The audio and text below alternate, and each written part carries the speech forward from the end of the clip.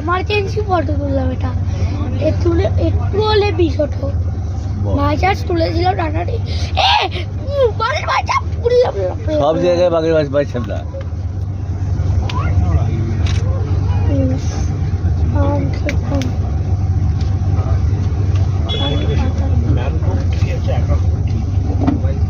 না, ম্যানগ্রোভ বলতে বোঝায় যে গাছগুলো সমুদ্রের লবণযুক্ত জলমাটিতে হয় তাদেরকে বলা হয় ম্যানগ্রোভ। এখানে 84 রকমের গাছ আছে, সবাই এক কথায় ম্যানগ্রোভ। কিন্তু প্রকৃত ম্যানগ্রোভ যারা, তারাই হচ্ছে ম্যানগ্রোভ, প্রকৃত ম্যানগ্রোভ যাদের এই শ্বাসমূল হবে। এই যে হয়েছে দেখুন, এই পশুর গাছের শ্বাস, হ্যাঁ হ্যাঁ, এই শ্বাসমূলগুলো সবার একরকম হবে না। কারণ দেখবেন কাঁকড়ার গর্ত,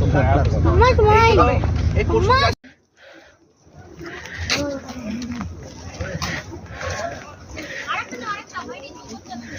আমরা এখন সুন্দরবনে ঘুরতে এসেছি, তো এই যে বাঘ দেখছি খাঁচায় বন্দি, আমরাই খাঁচায় বন্দি।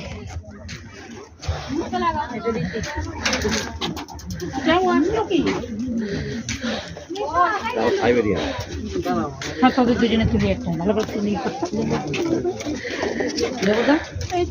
চলো।